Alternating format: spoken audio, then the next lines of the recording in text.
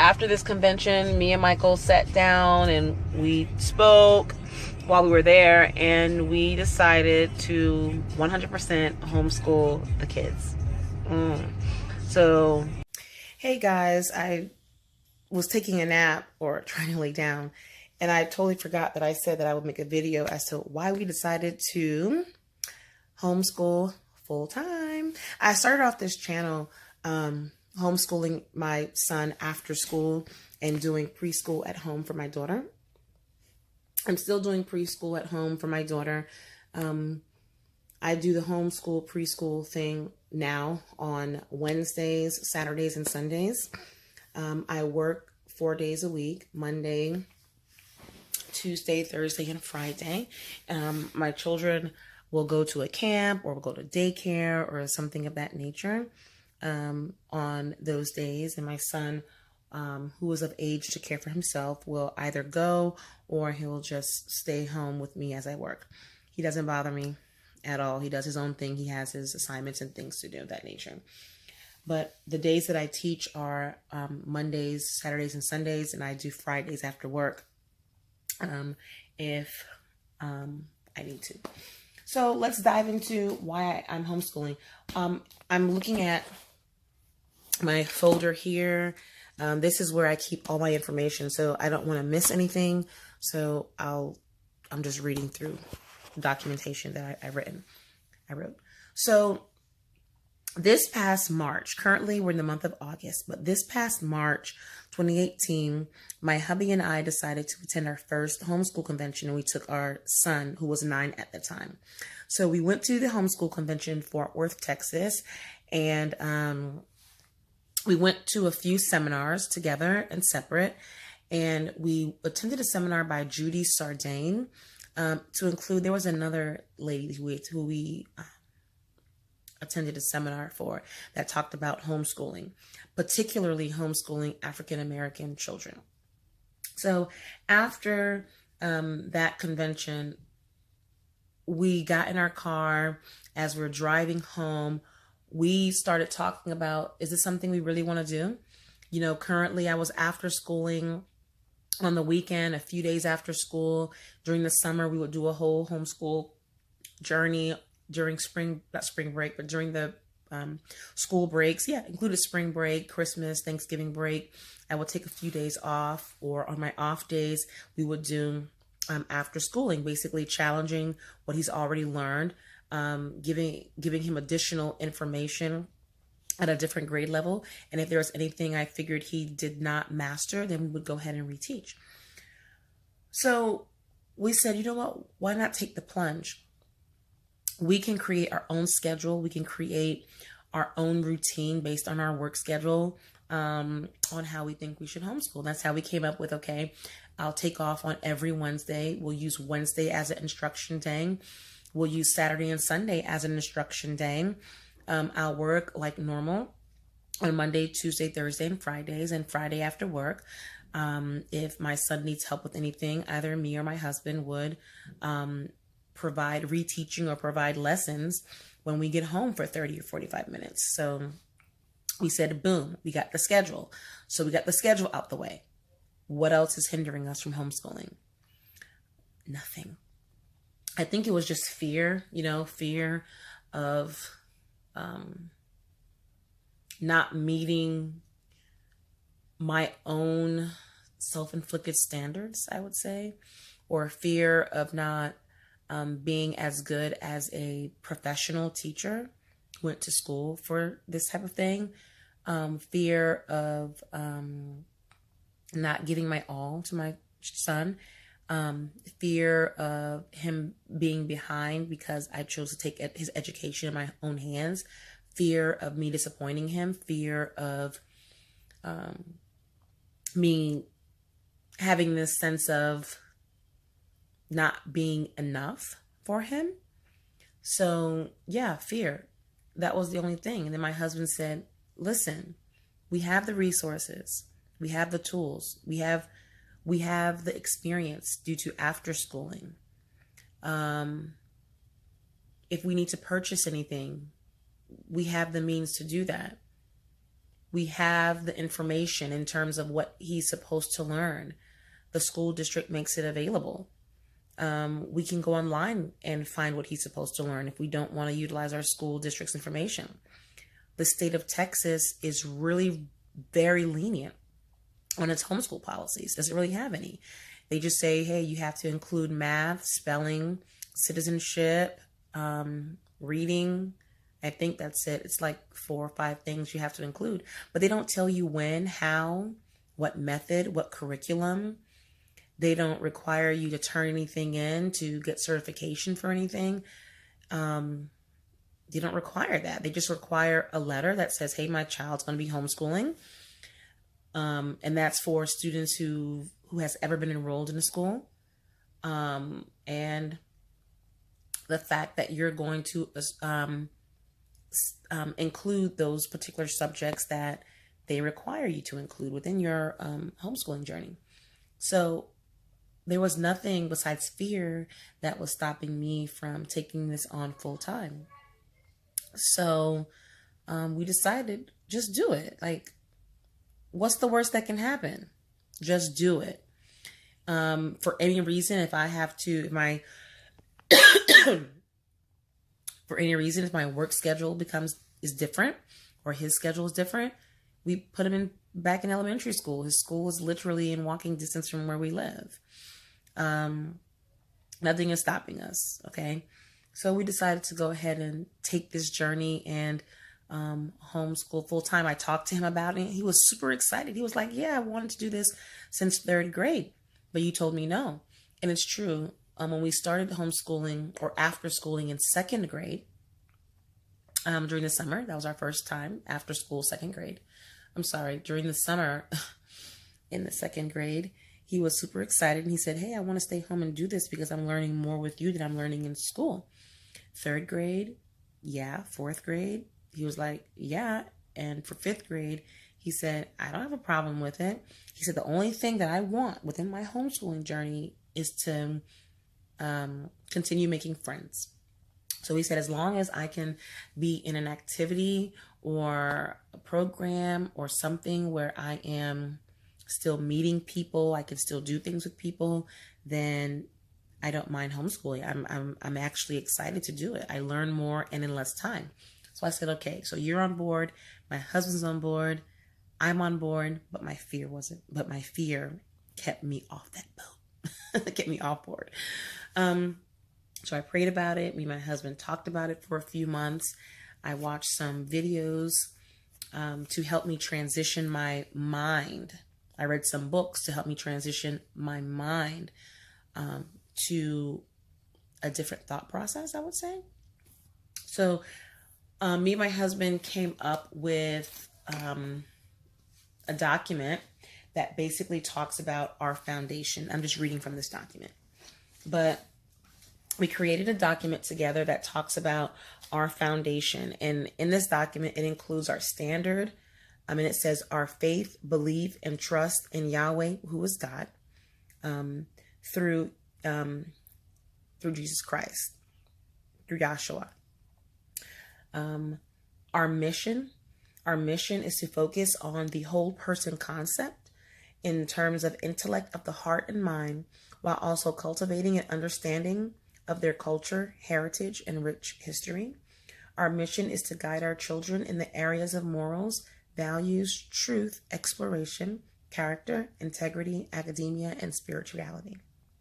Our vision is to allow every seed to flower in its own time by equipping well-rounded entrepreneurial thinkers with a growth mindset who positively contribute to their families, people, communities, and society using both habits of the heart and mind. So we decided, hey, this is our standard. This is our mission. This is our vision. We also came up with a name, and we wrote down the meaning behind the name that we selected for our homeschool. And we also literally wrote out why we are homeschooling so we don't forget. So anytime I get discouraged or my son forgets why we're homeschooling or my husband gets discouraged, we can go back to this document and we can read it together aloud and say, hey, this is why we're homeschooling. This is the purpose. regardless of how tough it gets or how tired we get, or doesn't matter, whatever happens. This is why we decided to do it, so we don't forget. So a few of the reasons why we decided to homeschool. Well, let me just, before I start reading it off, let me tell you. I started asking myself questions like, who said my child has to learn multiplication in the 3rd grade? Who said my child has to learn fractions and decimals for mastery in the 5th grade? Who says pre-algebra begins in 7th grade? Who says I have to read this particular book in this grade level or at this age level? Who says that I have to learn this particular type of science in the 5th grade? Who says I have to teach my child the presidents of the United States by this particular grade? Who says I can only teach this type of history? Why can't I teach African American history year round? Why can't my children learn about their African heritage pre-colonization? Why can't my children learn physiology and anatomy in elementary? Why can't my children learn physics or chemistry in middle school? Why can't my child take pre-algebra in the 5th grade if he understands basic concepts? Who says a 5th grader learns this or a 10th grader learns this? Who created that? Who said that?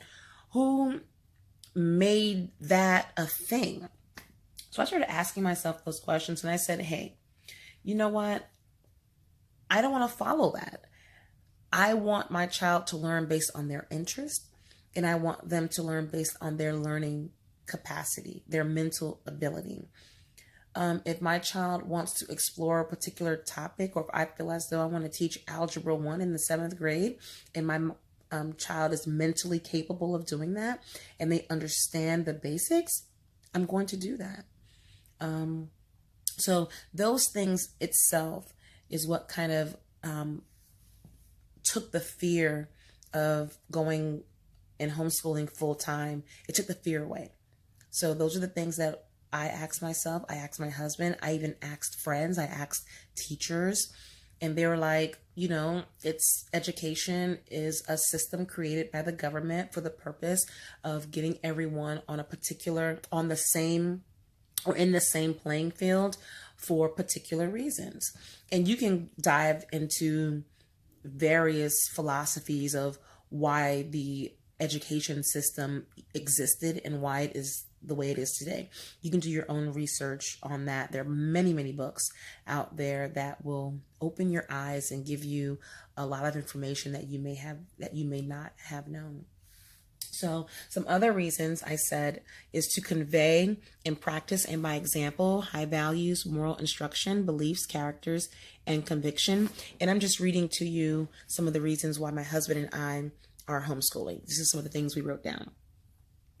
To create a space for our children to explore and learn who they are without fear of rejecting messaging and images and systematic means that project inaccurate ideas and information in effort to misguide and shape their self-worth and thought, perceptions, outlooks, and value about who they are. To encourage and provide an open space for analysis, exploration, curiosity, critical thinking, and individualized attention and inquisitiveness without fear of judgment or other hindrances that stifle free thinking. So when we developed this, we also said, okay, there are so many homeschooling styles that I learned in my research of homeschooling full time. And we realized that we are kind of like unschoolers, but not complete unschoolers. So we incorporated some unschooling methods within our homeschool, but like minimal, maybe like 1 day per week. We'll do this whole unschooling thing to encourage free thinking. But we're very eclectic. We like the traditional, we like the Charlotte Mason, we like very little of the classical, we like the unschooling. We just like a lot of the different methods or styles of homeschooling, we decided, you know what, we're going to pull and gather whatever we think is best at the moment. So this year we may think we like this style, and within that year we're going to change and we're going to do something else. So we mix it up. And we decided we're not going to homeschool in one particular way. We're not going to provide or purchase product or materials or resources for one particular way based on my teaching style, my personality, my son's personality, my daughter's personality. That's how we're going to choose curriculum. And that's how we're going to, flex. We're going to flex the various homeschooling styles to make it work for us. And if we change it, we change it. Hey, who says we can't, right? That's the joy of homeschooling. We also kind of wrote down our values, our beliefs, and we also wrote down our educational levels. Let me talk to you about what that means. So, you know, like when you're in public school, they say elementary is pre-K through 5th, middle school is 6th through 8th, high school is 9th through 10th. That's how it is here in Texas. Some schools may play a little bit with the 5th and 6th grade and where they put it, but that's how it's normally divided here. So what we decided to do, we said age and grade level do not determine what is taught or what is being learned within our homeschool. So just because you're a particular age or because you're in a particular grade level, that has nothing to do with what you're learning. What you're learning is going to be based on interest, and it's going to be based on your mental capacity to learn. Okay. So here's how we break down our educational levels or grades. For us, preschool and toddler learning is going to be from birth through age 3 or 4, depending on the mental capacity. Elementary education is going to be around 4th grade, all the way through the about 9 years old, 4th grade. So elementary for us is 4 or 5 years old, which starts kinder, all the way through the 4th grade. Okay. What you would consider middle school, we're going to do 5th grade through 8th grade. And that's like 9, 10 years old beginning. So 5th grade through 8th grade. And we don't even call it middle school. I'm trying to flip through my document to kind of tell you what it's called. So let me go back. So the preschooling, top schooling, again, birth through age 4. Elementary school, which we're calling primary education, is going to be kinder through 4th. And the 5th through 8th grade is what we're calling preparatory school. So 5th through 8th grade for us is preparatory school. And then high school for us is 9th through 12th, and we're calling it college prep. And we kind of broke down what we believe should be taught in each one of those areas. So let me talk to you about that. So for preschooling, top schooling, again, we broke that down from birth through age 4. That's where you learn through play, sensory interaction, conversation, outdoor, your normal things, numbers, color recognition, letter recognition, opposites, sizing, phonetic sounds, letter names, counting to 100, skip counting, tracing, writing, life skills, character building. You know, that's what we're going to focus on for preschool, top schooling. For primary, our children's primary education, which is elementary school, we're going to make sure they master those things, but we're going to start bringing in African studies, geography, Bloom's taxonomy, the Socratic method, critical thinking, writing, typing, mental math, learning science through experiments and exploration, growth mindset, communication building, listening skills. We're going to really focus on character building, self-awareness, emotion control, those types of things. And of course, your basic subjects, your English, your math, and stuff like that. For 5th through 8th grade preparatory school, this is where we believe the foundation for your child's adult life or entrance into their teenage years. This is where it happens here. So preparatory school for us is, like I said, 8th grade, 5th through 8th grade. And that's where we call the transition. And this is where all those basic foundational skills in language arts and in math are kind of mastered previously. And this is where you enter with the expectation of having known or mastered those skills. So this is where we focus a lot on soft skills. We focus on great communication skills, presentation skills, writing skills, negotiation, debate, rhetoric, analysis, comprehension. We will do some CLEP, which is basically, that's like 8th grade, 7th, 8th grade. That CLEP is like you can take an exam for college credit, okay? Focus on pre-SATs, tutoring, career exploration, a lot of growth mindset, a lot of confidence building, entrepreneurial, financial literacy, project-based learning, a lot of habits of the heart and mind. This is the core. Prep school, just like your middle school and traditional school, is where we are hitting it from 5th through 8th grade. After the 8th grade, we feel as though if we should have given our child everything they needed to be successful in their teenage years and going into adulthood.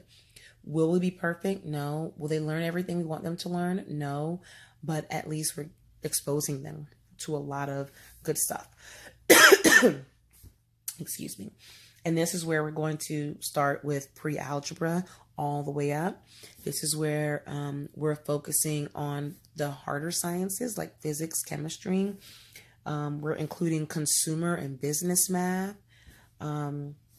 Thinking like this time frame in our homeschool journey during these years, it's really, really important to us. But we'll move on. So for high school, college prep, this is where, you know, they're going to do their basic work. If we decide to continue to homeschool throughout high school, we'll make sure they take the required courses to whatever colleges they think they want to go to. So if they decide they want to go to a particular school, we'll go to that website and we'll see, okay, as an entering freshman, what are the requirements? What classes are they supposed to have? So we'll look for multiple schools within our state first to kind of see what the basics are. And we'll also look at the our school district's website to kind of see what high schoolers are supposed to graduate with, what courses at a minimum. And we'll look at the advanced courses and things of that nature. They'll take all those courses as well, but this is where they're focusing on career exploration to include growth mindset, to include skills they will need as adults. Skills they will need as adults, real life skills, situations that they'll encounter with friends, family members, co-workers. We'll dive into lots of information on various topics within the high school time frame. And we'll also do dual enrollment, which is where they enroll in high school, or they do high school at home and they enroll in college. So that's how we break down our grade levels, okay? Also, what we decided to do in our homeschool, we decided we're not giving quizzes, we're not giving tests for a grade. So basically, there's no grading because we said we give our child a quiz. That means the grade they received is based on what they understood or what was taught for that particular time. For a quiz or test, we give our child a test, and that's basically telling us what they've learned or what they haven't learned for that particular time. It's for a period of time. So we decided that we just want to do a spiral approach for all of our subjects, where we continue to discuss and talk about topics throughout the year. So if we learn something in the beginning, we're going to continue spiraling it in throughout the year. And since we homeschool and we are in constant communication and teaching mode with our children during those specific days, we're going to know what they don't know, right? We're going to know what they've mastered, right? We're going to know what they need help with, right? So that's the quiz right there. That's the test right there, through dialogue, through doing problems together, through assigning them work and realizing they haven't mastered, they don't know a particular topic very well. So that's how we're going to run our homeschool. At the end of the year, we are going to have a comprehensive test for every subject, because if we're spiraling it throughout the year, then they should basically pass the majority of information that they will receive at the end of the year. And we're also considering doing like these tests that some homeschoolers do every 2 to 3 years, just to ensure your child is up to par according to their grade level in comparison to other students in the nation who are also in their grade level. So we're also considering doing that. I forget what the tests are called, but there's several tests that our children can take every 3 years, I think it is. Every year, every 3 years, something of that nature. But that's the gist of this video that goes into why we decided to homeschool. Some of the things we spoke about between me and my husband and I. And we had to write it down. We had to think about it, pray about it, write it down, come to an agreement, talk to our son about it, see how he felt about it.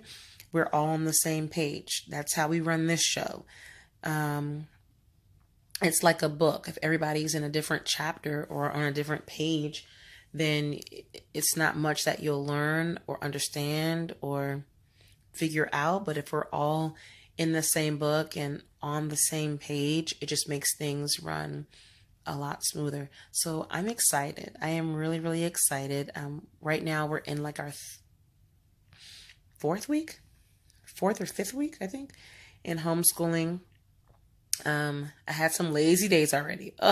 Some lazy days on the weekend, because I'm used to just staying in bed all weekend and waking up whenever I want to, turning on the TV, watching it, going on my videos on my phone, Netflixing. But I can't do that anymore.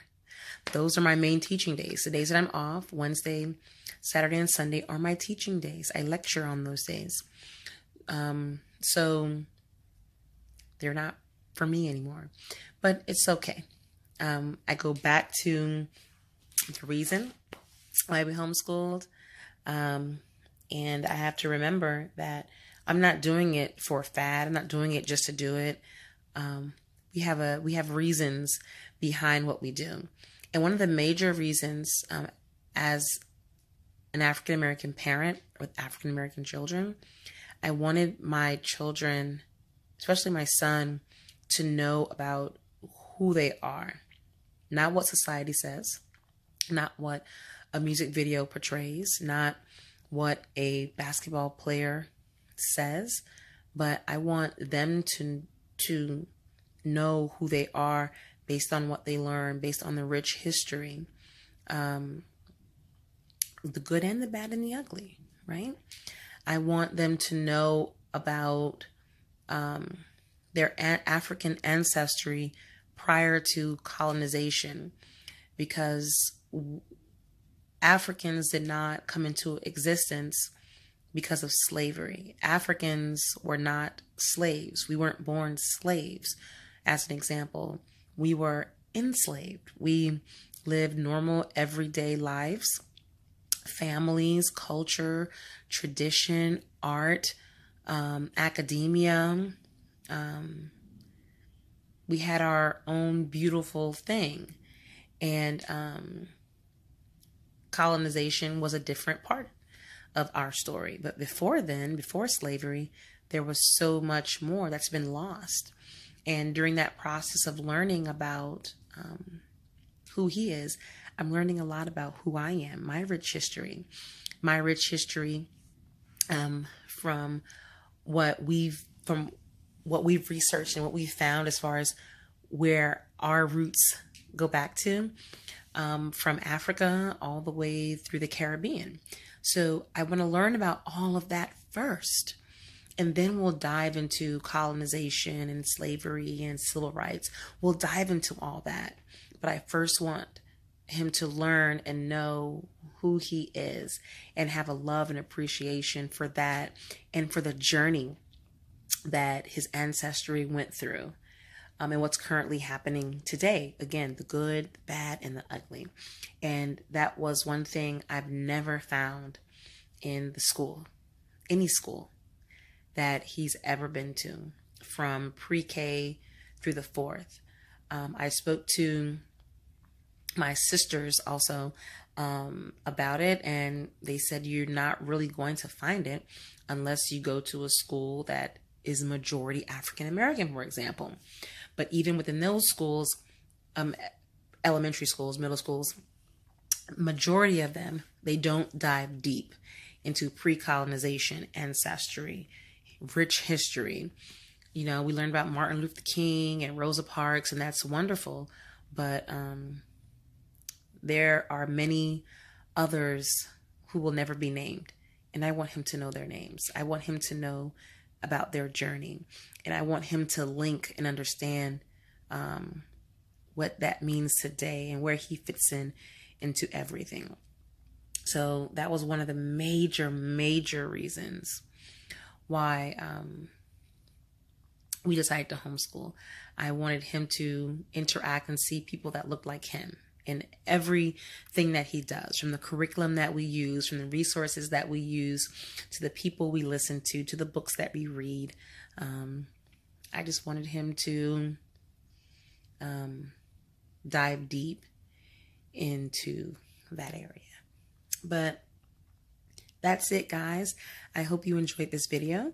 I hope you found at least one thing of interest. Don't forget to share, like, and subscribe to my channel.